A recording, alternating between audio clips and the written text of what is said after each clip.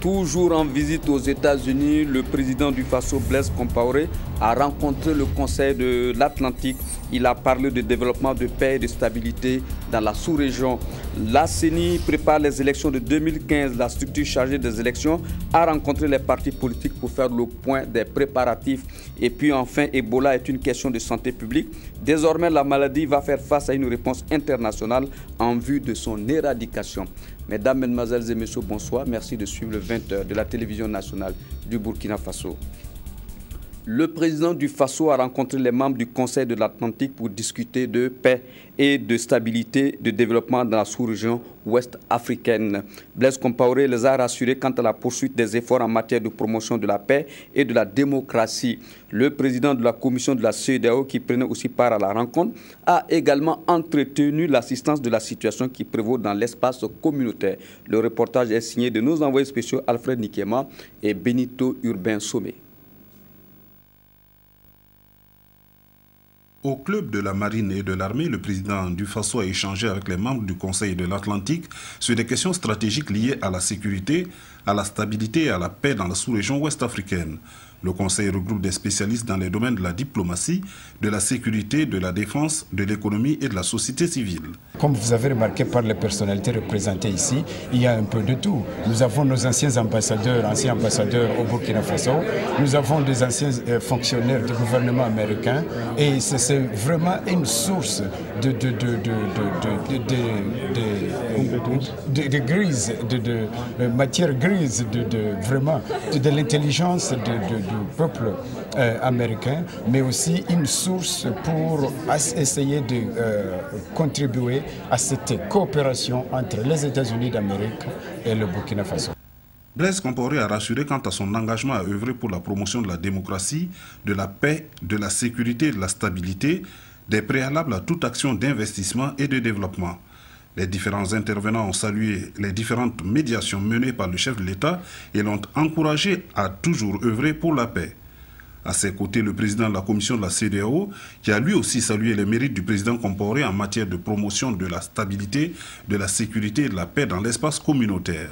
Je pense que nous avons été heureux d'exposer à cet éventail de personnalités américaines les stratégies de paix et de sécurité au niveau de notre région, la CEDEAO, et aussi comprendre le rôle que le Burkina Faso joue à la demande de la CEDEAO pour le règlement d'un certain nombre de ces crises. Ça a été l'occasion d'échanges très fructueux et je retiens que le désir partagé d'accroître toujours les relations entre les États-Unis et notre région.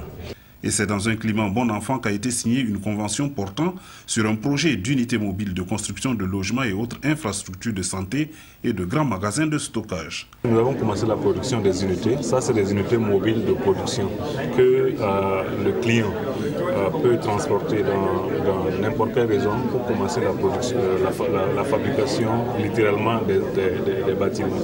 Ce qui peut se faire très vite parce qu'on peut construire de 5 à 10 maisons par jour s'il y a la main d'œuvre. Et ce qui est intéressant dans ça, c'est que nous transférons la technologie au Burkinabé. Ça sera produit, ça sera utilisé, tout sera fait par les Burkinabés. Donc il y a des séances d'entraînement. Il y a d'abord 7 ingénieurs qui vont venir dans notre plan en Virginie pour être entraînés. Ensuite, nous allons venir sur place à Ouaga et pour entraîner une cinquantaine de personnes pour la construction, pour la technologie de construction de ces maisons mobiles. La rencontre entre le chef de l'État et les membres du Conseil de l'Atlantique a donc permis de jeter les bases d'une coopération plus dynamique entre notre pays et les États-Unis d'Amérique. Il ne sert à rien de courir vite, il faut partir à temps. En 2015, il y aura des élections au Burkina Faso. Et pour réussir l'opération, la Commission électorale nationale indépendante se prépare. Aussi, elle a rencontré des partis politiques pour faire le point de l'enrôlement biométrique et de ses sorties hors du pays. Reportage de Karim Patrick Namouano. 838 688 nouveaux enrôlés en 2014. Ces chiffres sont provisoires et en cours de traitement car des doublons ont été constatés dans l'enrôlement. Nos machines ont détecté 202 431 doublons, dont 192 121 doublons qui présentent une bonne similitude entre l'enrôlement de 2012 et l'enrôlement de 2014. Ça veut dire qu'en regardant de près, on constate que sur ces chiffres-là, il y a 95 324 personnes qui se sont enrôlées dans le même bureau qu'en 2012. 96 797 pour ceux qui se sont enrôlés dans un autre bureau.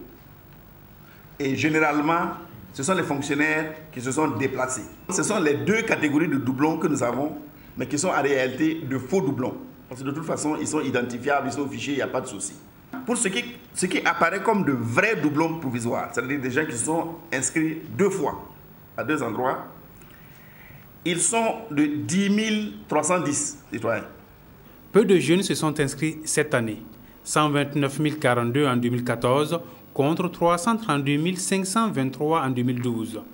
L'enrôlement sans empreinte concerne 9 891 personnes. Le président de la CENI ouvre tout de même une fenêtre pour des vérifications. Nous invitons la majorité, l'opposition, les organisations de la société civile qui le souhaitent à venir discuter avec leurs experts, avec nos experts. Le vote des étrangers serait approuvé par les compatriotes. Du reste, des préoccupations ont été posées. Les principales difficultés qui ont été soulevées à ce niveau concernent 1. Le faible taux de délivrance des cartes consulaires dans la quasi-totalité des ambassades et consulats généraux, le coût relativement élevé des dites cartes. Deuxièmement, la prise de dispositions idoines pour parvenir à un établissement rapide et massif des cartes consulaires, délivrance d'actes de naissance et tous autres documents nécessaires à cette fin.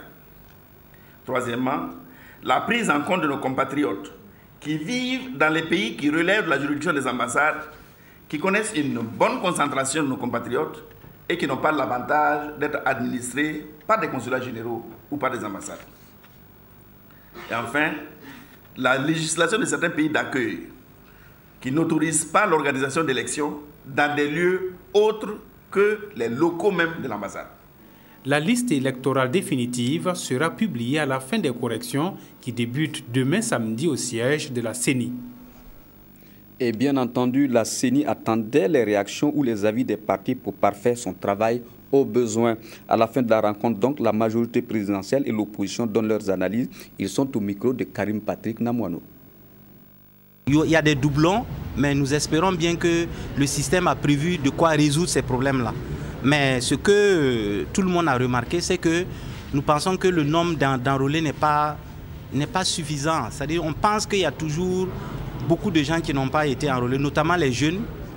Vous savez que lors de la révision en 2012, le nombre de nouveaux enrôlés du fait de leur âge, c'était 300 et quelques mille. Et cette année, on n'a que 129 000. Bon, on a quelques inquiétudes là-dessus. C'est pour ça d'ailleurs, on a déjà envisagé la possibilité qu'on puisse faire un rattrapage, ne serait-ce que pour les jeunes. Il ne faut pas s'attendre aussi à ce qu'il y ait des millions et des millions de gens qui viennent s'enrôler. Je crois que l'enrôlement déjà était assez important au début. Et il faut se dire que tenir compte de beaucoup d'éléments, par exemple la période de l'enrôlement. Est-ce qu'il n'y a pas une deuxième opération en vue? Est-ce que les leçons que nous tirons ne nous permettront pas de refaire d'autres propositions? Je crois qu'il ne faut pas tout de suite se précipiter et donner des réactions qui ne correspondent pas à la réalité. Moi, je pense que l'heure n'est pas à la panique par rapport à ça. Ce qu'il y a, c'est de voir dans une mesure globale qu'est-ce que tout ce qui a été dit ce matin peut être travaillé et retravaillé et repensé et revisité pour permettre à la CENI d'être encore plus efficace et attendre et répondre aux attentes des partis politiques aussi. La deuxième session du dialogue national sur les notes conceptuelles pour le financement du Fonds national sur le VIH-Sida, la tuberculose et le paludisme s'est achevée hier jeudi sur une note de satisfaction. La rencontre a permis de mettre tout le monde d'accord sur le financement de la lutte contre ces maladies. Le reportage est signé Kadi Sanogo. Cette rencontre avait pour objectif de réunir toutes les parties prenantes et les partenaires de la lutte contre le VIH-Sida, la tuberculose et le paludisme. Une occasion pour ces acteurs d'élaborer des notes conceptuelles et d'accorder leur violon quant à l'enveloppe accordée au Burkina pour lutter contre les 3 fléaux. Durant ces 2 jours d'échange, les participants ont identifié les stratégies et interventions les plus pertinentes qui permettent d'avoir plus d'impact et voir comment les ressources mobilisées seront utilisées pour assurer l'atteinte des objectifs. Accorder nos violences, ça veut dire quoi? Ça veut dire nous entendre par rapport aux priorités définies par le Burkina Faso. Étant entendu que le Fonds mondial ne peut pas prendre tout en charge, il fallait qu'on s'entende sur les priorités à soumettre au Fonds mondial, qu'on s'entende les activités à réaliser pour atteindre nos objectifs et qu'on s'entende quelle est la part financière que nous allons demander au Fonds mondial, quelle est la part de l'État et quelle est la part des autres bailleurs de fonds. Nous nous étions retrouvés il y a à peu près un mois pour discuter déjà des orientations que nous pouvions avoir au niveau du Burkina pour l'utilisation de ces ressources. Et là, après tout le travail qui a été mené pendant le mois, nous nous sommes retrouvés pour valider l'ensemble des documents qui ont été élaborés dans ce cadre-là, afin que nous puissions soumettre donc, et non notre conceptuel au Fonds mondial, parce que c'est un exercice qui est préconisé dans le cadre donc, de l'utilisation des ressources qui sont allouées au Burkina.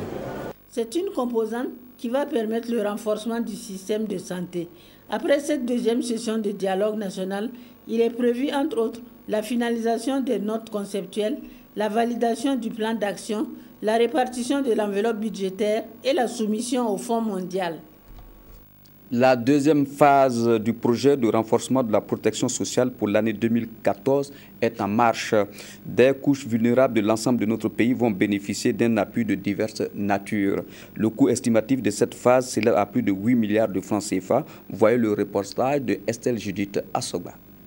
Lentement et sûrement, le gouvernement burkinabé poursuit sa solidarité aux couches les plus défavorisées à travers son projet de renforcement de la protection sociale. Après un succès remarquable enregistré au cours de la toute première phase intervenue l'année dernière, cette seconde phase, dont le thème est « Mesures sociales 2014, solidarité pour tous », vise à consolider les acquis et à étendre les services sociaux à de nouveaux bénéficiaires. Nous avons lancé cette cérémonie, mais il s'agit simplement d'un lancement à Samba. Mais il va falloir comprendre que l'ensemble des localités de toutes les régions sont concernées et nous allons autant que possible travailler vers les gouverneurs afin que chacun à son niveau puisse faire le travail pour que les gens puissent bénéficier effectivement des dons qui ont été apportés par le gouvernement de Burkina Faso. Ce présent projet couvre les 45 provinces du pays. Il sera mis en œuvre à travers 6 composantes, à savoir l'amélioration des conditions de vie des orphelins et enfants vulnérables, l'appui à l'insertion socio-économique des enfants et jeunes en situation de rue, l'amélioration des conditions de vie des personnes âgées et celles vivant avec un handicap, la réhabilitation, la construction et l'appui au fonctionnement des 10 centres de formation de personnel des maisons et enfin l'appui alimentaire à des personnes indigentes et vulnérables. Pour les bénéficiaires, cet appui de diverses natures viendra améliorer leurs conditions de vie. Cette deuxième phase contribuera cette année à améliorer les conditions de vie de plusieurs d'entre nous. Au-delà du soulagement, certains de ces appuis, tels les formations professionnelles et les financements d'activités génératrices de revenus, nous permettront de sortir de notre situation de précarité. Ce projet de renforcement de la protection sociale qui est en marche devrait apporter un changement qualitatif dans le bien-être des couches les plus vulnérables et défavorisées du pays. Et crash du vol Air Algérie AH5017, les enquêteurs ont animé un point de presse hier après-midi à Paris au siège du bureau d'enquête et d'analyse à l'aéroport du Bourget. Devant un parterre de journalistes, ils ont livré les données techniques en leur possession. Ils étaient une vingtaine d'enquêteurs venant de plusieurs pays dont le Mali, le Burkina Faso, l'Algérie et la France. Le reportage est de Frédéric Etienne Bassenga. Aucune information fracassante à cette conférence de presse organisée par le BEA, le bureau d'enquête et d'analyse chargé de faire la lumière sur le crash de l'avion d'Air Algérie. Devant un parterre de journalistes, Rémi Jouti, directeur du BEA, explique: les enquêteurs n'ont pu exploiter qu'une seule boîte noire, celle contenant les données techniques. L'autre, chargée d'enregistrer les conversations du code PIC, est inexploitable. Elle ne fonctionnait déjà pas au moment du vol. Nous nous sommes tournés vers les meilleurs experts en matière de technique d'enregistrement, de traitement de signal, etc. pour voir ce qu'il est possible de faire.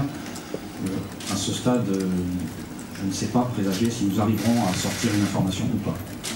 Mais nous avons la possibilité, à partir des autres communications pour avions de passage ou des avions qui ont relayé la conversation, de faire une image du déroulement de ce qui s'est passé à la période où l'avion a eu des problèmes. Au nom des enquêteurs de Burkinabé de qui le BEA attend beaucoup, ce qui fait du coup du Burkina une pièce maîtresse dans la recherche de l'information. Les enquêteurs du Burkina Faso qui sont venus au BEA ont pu accéder aux informations que le BEA, dont le BEA disposait à ce stade, notamment les informations sur les paramètres de vol.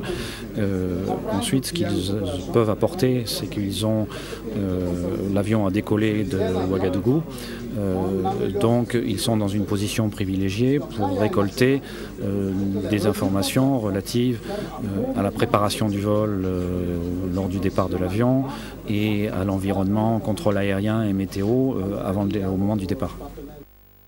Les éléments ne permettent donc pas encore d'esquisser le scénario de la tragédie. Cependant, il est désormais sûr, selon les enquêteurs, l'avion n'a pas explosé en plein vol, il a heurté le sol. Le BEA prévoit un rapport d'étape vers la mi-septembre. Et puis santé à présent, fin de formation pour 20 médecins généralistes en chirurgie essentielle. Ces médecins qui sont au niveau des districts sanitaires vont par leur travail réduire les évacuations vers les centres hospitaliers régionaux et nationaux. Reportage signé Sylvestre Da. Des attestations de fin de formation sont délivrées au Dr Ida Tiombiano et à l'ensemble des participants de la 19e session de formation des médecins en chirurgie essentielle. Ils sont au nombre de 20 et désormais ils sont aptes à assurer la prise en charge des principales urgences chirurgicales et obstétricales dans leurs centres médicaux respectifs. 6 mois durant, ces médecins ont bénéficié de formations théoriques puis pratiques dans 6 formations sanitaires du Burkina. Vraiment, nous avons beaucoup appris. Nous avons réalisé plus de 800 césariennes, les laparotomies, beaucoup de gestes en traumatologie. À travers cette formation, nous avons quand même une connaissance vraiment qui nous permettra d'aller d'aller sauver des vies au niveau de formation sanitaire et nous sommes prêts à le faire. Parce que présentement à Batié, il n'y a que le MCD qui peut le faire. Donc quand moi je vais partir, ce sera un grand apport effectivement pour prendre en charge ces urgences-là. Comme je l'ai dit, une femme qui présente une souffrance fétale, c'est une urgence extrême, il faut pouvoir le prendre. Et je pense que la population de Batié alors, ne va pas regretter cela, que je sois formé. Et je pense que ça sera de la même chose aussi en ce qui concerne mes autres frères qui ont été formés. C'est depuis 1992 que le ministère de la Santé et ses partenaires organisent chaque année ce genre de sessions de formation. Près de 300 médecins ont été formés à ce jour, ce qui a permis de rendre fonctionnels plus de 40 centres médicaux avec antennes chirurgicales. Nous n'avons pas suffisamment de spécialistes pour mettre dans ces CMA, de telle sorte qu'il y a un certain nombre d'actes qui doivent être réalisés au niveau, en termes de chirurgie essentielle au niveau donc, de ces blocs-là. Et donc nous formons donc les médecins généralistes. Du reste, actuellement, ce qui se pratique au niveau des CMA, c'est bien ces médecins-là qui ont été formés, qui font toutes les césariennes dont on en parle tant. Mais ces médecins-là aussi ont la capacité, au cas où effectivement c'est des cas compliqués, de pouvoir faire les références au niveau des hôpitaux régionaux et des hôpitaux nationaux. Quelques difficultés ont émaillé cette 19e session de formation. Le ministre de la Santé s'est engagé à mettre tout en œuvre pour que les prochaines sessions se déroulent dans de meilleures conditions. Aux impétrants, comme pour les rappeler le serment d'Hippocrate, Denis Sebougo a insisté sur le fait qu'ils doivent avant tout mettre les connaissances engrangées au service des populations et cela, peu importe les circonstances. L'implication des organisations de la société civile dans la lutte contre le changement climatique et la mise en œuvre de la réduction émissions, déforestation et dégradation est au centre d'un atelier international qui se tient depuis le lundi 4 août dernier à Banfora. La rencontre regroupe des représentants d'ONG de plusieurs pays qui vont renforcer leurs capacités en matière de RDDI+, et les changements climatiques. Le reportage est signé Simplice Barreau. Abdul Karim Siri est un adolescent de Banfora, mais ce qui le distingue, c'est son albinisme.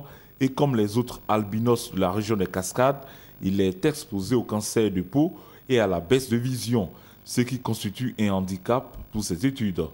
Pour voir au tableau, il faut que je me mette sur la première table ou deuxième table. Mais avec tout ça là, bon, j'ai un peu de difficulté. La prise en charge médicale de l'albinisme est coûteuse pour les parents qui ont un enfant atteint de cette maladie génétique. Il faut prendre soin de la peau d'un albinos avec l'utilisation de crème solaire et aussi protéger les yeux des rayons du soleil. Les produits, même pour avoir en pharmacie, souvent il faut lancer une commande. Quand le produit vient maintenant, on t'appelle pour que tu viennes chercher. Maintenant, les prix, vraiment, c'est très coûteux. L'appel de Mme Bienvenue Ouattara n'est pas tombé dans l'oreille d'un sourd. L'association burkinabé pour l'intégration des personnes albinos et une ONG espagnole s'associent pour offrir aux albinos des cascades des consultations gratuites en ophtalmologie et en dermatologie. Les personnes albinos sont de plus en plus victimes de cancer de la peau et de complications oculaires. Nous avons estimé que nous-mêmes, en tant qu'association, il fallait qu'on se mette au devant de cette bataille. L'association a recensé environ 500 albinos à travers le Burkina et la région des Cascades serait la zone du pays la plus touchée par l'albinisme. Le taux est beaucoup élevé au niveau de l'albinisme, des personnes surtout albinos, qui s'étend sur 200, je peux m'exprimer ainsi, personnes qu'on peut recenser au niveau des Cascades. L'occasion vraiment nous est donnée de lancer un cri de cœur, amener les parents, les familles à quitter dans les secrets de Dieu pour une lutte intense pour ces personnes albinos afin qu'ils puissent quand même sortir de leur réserve. Bien que confrontés aux problèmes de peau et de vision et surtout aux préjugés socioculturels, les albinos sont aussi des humains comme l'indique le slogan de leur association. Voilà, nous sommes allés un peu trop vite en besogne, même si le reportage était signé Simplice Barreau. Il s'agissait plutôt d'une journée de consultation gratuite des albinos des Cascades. La consultation s'est tenue le 7 août dernier. Rendons-nous à présent au nord du Burkina Faso, où il s'est tenu le 31 juillet dernier à Ouaïgouya, un atelier de restitution des résultats du comité de relecture du contrat de gestion et de maintenance des équipements hydrauliques publics des différentes communes de la région du Nord. Objectif, présenter les résultats du comité restreint de la réforme du système de gestion des infrastructures hydrauliques publiques en vue d'une amélioration du document final. Commentaire signé Ahadi Sandamba. Dans un contexte de pénurie d'eau aussi bien en milieu urbain qu'en milieu rural, la gestion de la ressource disponible s'avère nécessaire. C'est pourquoi dans la région du Nord et conformément aux dispositions légales, un système de gestion des infrastructures hydrauliques d'alimentation en eau potable en milieu rural et semi-urbain a été mis en place. Il s'est agi pour les différents acteurs de s'accorder sur un contrat de gestion et de maintenance des équipements hydrauliques publics. Un contrat dont l'application sur le terrain a montré ses limites. Le contrat d'affermage est un contrat qui a été signé depuis 2009 entre les communes et deux opérateurs privés chargés de la gestion des AEPS. Mais au cours de la mise en œuvre, nous avons compris qu'il y avait des difficultés. C'était des difficultés d'ordre technique, c'est-à-dire que la capacité des équipements était telle qu'on n'avait pas un service continu de la fourniture de l'eau. Mais ça aussi c'est parce que les responsabilités n'ont pas été clairement dégagées. Qui doit réparer, qui doit renouveler, c'était dit, mais on n'a pas pris la mesure de toutes les responsabilités. Et aujourd'hui, après la relecture du contrat en comité restreint, il s'agit de partager les résultats en vue de l'amélioration du contenu du document final, d'où la tenue du présent atelier. Nous pensons que cette session qui a contribué à rassembler et l'ensemble des présidents de conseil des collectivités et des fermiers et des consultants et bien sûr la direction régionale de l'eau, des aménagements hydrauliques et de l'assainissement permet à tous les acteurs donc de savoir quelle est la partition qu'ils doivent jouer. Il appartient donc aux différents maires des communes de la région du Nord de s'approprier le contenu du document final et surtout de l'utiliser pour améliorer la gestion des ouvrages d'alimentation en eau potable dans les localités respectives. Du reste, c'est le souhait des plus hautes autorités de la région du Nord.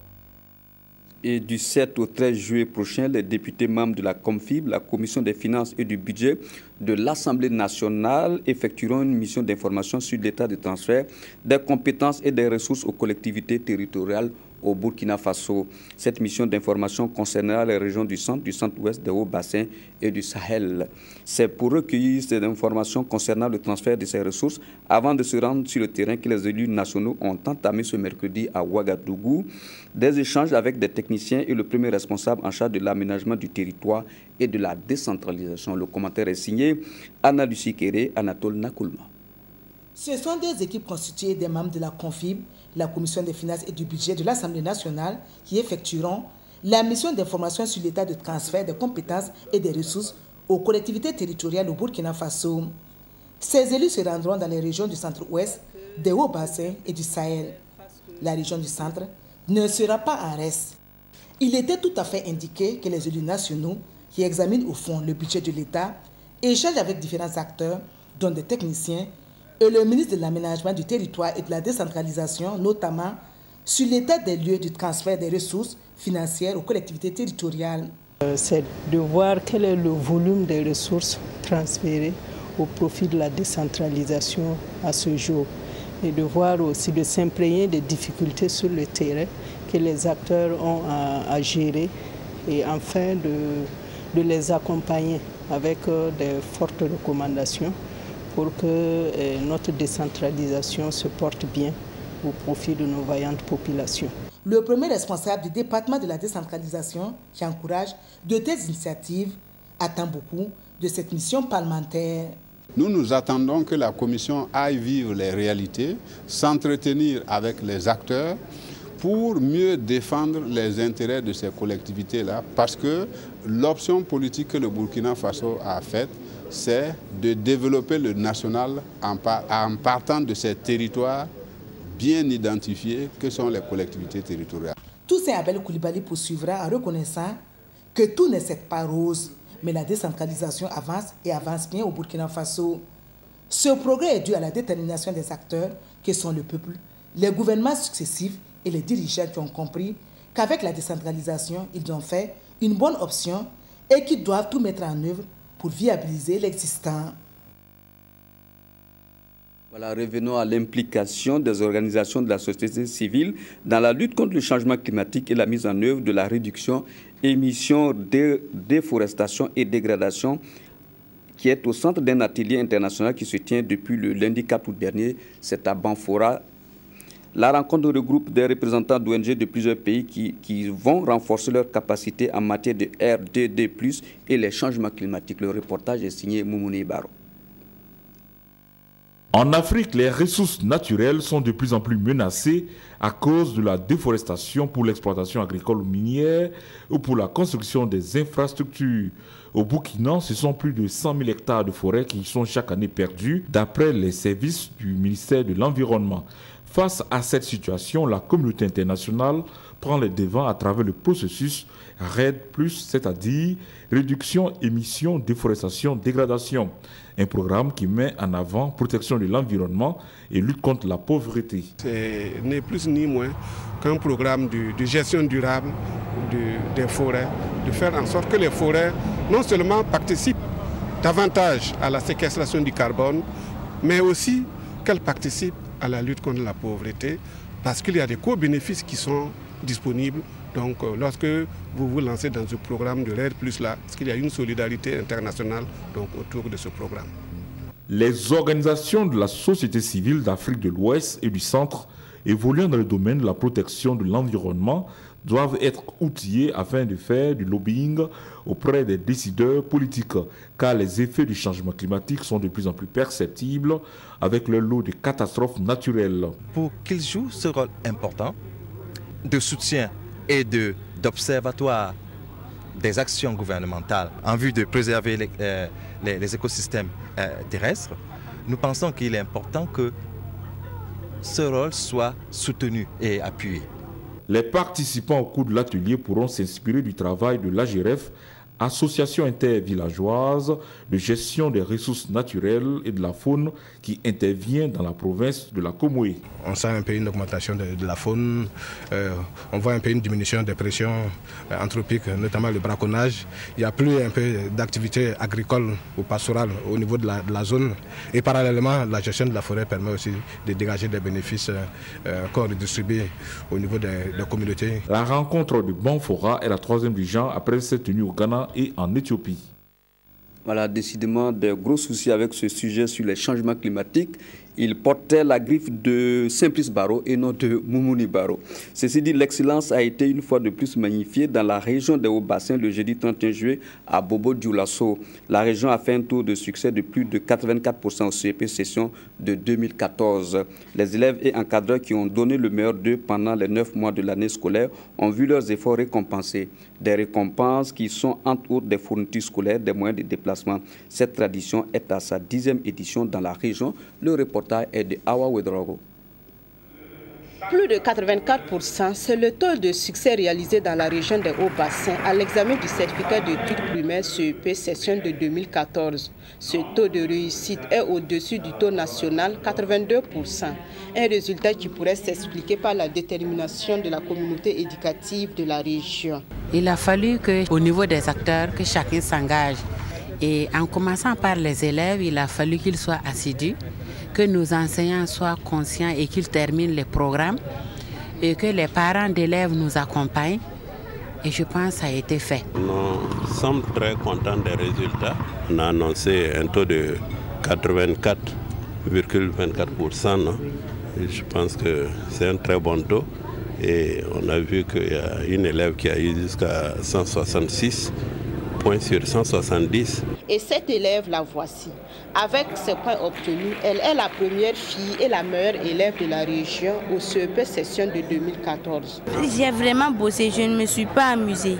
Durant cette année scolaire, j'ai dit qu'il faut que je sois la première de notre CEP et même de notre région. J'ai eu 2 vélos, 2 sacs. Je suis très heureuse, je ne sais pas quoi dire. Le meilleur enseignant, c'est Mathias Bassolé. Avec 122 candidats présentés, il a réalisé un taux de 100%. Et la concentration depuis la rentrée jusqu'en fin d'année et aussi la compréhension des élèves parce qu'on a dès le début essayé quand même de signer un contrat quand même d'atteindre l'objectif en fin d'année. Lorsqu'on fait un travail et qu'à la fin on le reconnaît et que vraiment à l'excellence on vous prime, et ça pousse encore à donner le meilleur de soi-même. Les meilleurs élèves, enseignants et directeurs des 3 provinces de la région ont été primés. Les associations des parents d'élèves et mères éducatrices qui se sont illustrées n'ont pas été oubliées. Comme le souligne le thème de la 10e édition, pour la réussite du continuum éducatif, prônons l'excellence à tous les niveaux. La République de Côte d'Ivoire a célébré le jeudi 7 août dernier ses 54 ans d'indépendance.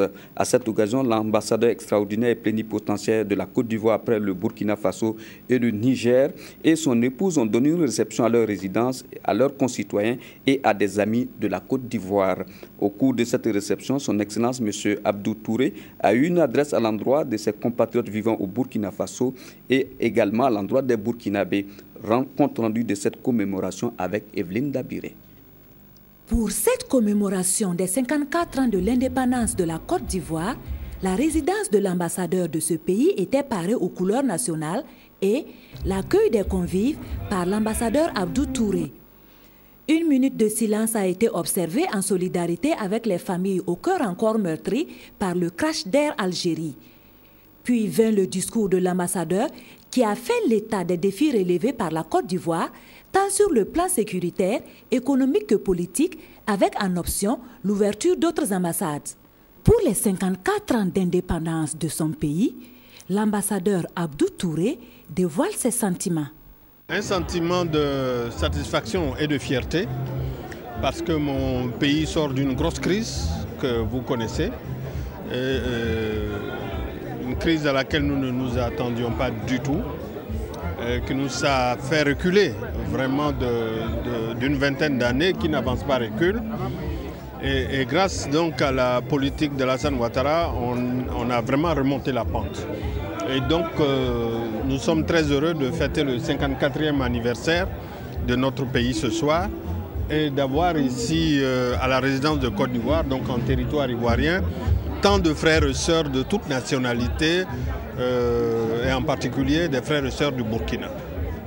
En évoquant les relations bilatérales, l'ambassadeur de la Côte d'Ivoire a relevé la satisfaction de son pays au vu des projets du traité d'amitié et de coopération entre son pays et le Burkina. Et se sachant attendu sur la situation nationale au Faso, comme il l'a lui-même souligné, Voici sa position. Chers frères et sœurs burkinabés, dialoguez donc, discutez même avec véhémence, mais ayez pour principe d'aboutir à une entente sans que jamais la violence ne s'énonce, ni à travers le verbe, ni par des actes destructeurs.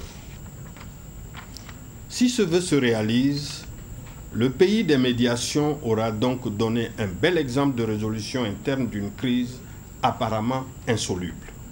Suite à cette adresse, un toast fut porté à l'honneur des deux pays, les hymnes nationaux exécutés, puis place à la réjouissance. Religion à présent, les jeunes serviteurs de Dieu sont à Ouagadougou pour 8 jours de prière.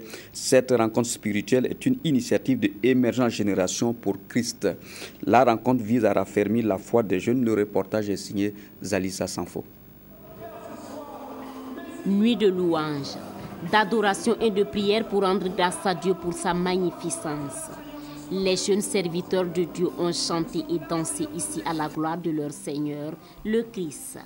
Une rencontre avec Dieu initiée par l'Émergence Génération pour Christ et qui vise à promouvoir la poussée d'une nouvelle génération de serviteurs de Dieu épanouis sur tous les plans.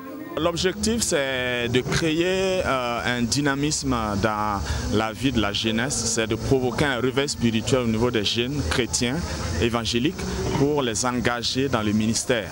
Et c'est à cela que nous travaillons depuis toutes ces années et nous voyons beaucoup de jeunes émerger et qui constituent un espoir pour notre nation. Au cours de cette rencontre spirituelle, des enseignements vont être donnés à ces jeunes pour affermir leur foi, afin qu'ils acceptent de sacrifier certains avantages, certains de leurs propres désirs et pensées, pour se consacrer entièrement à Dieu.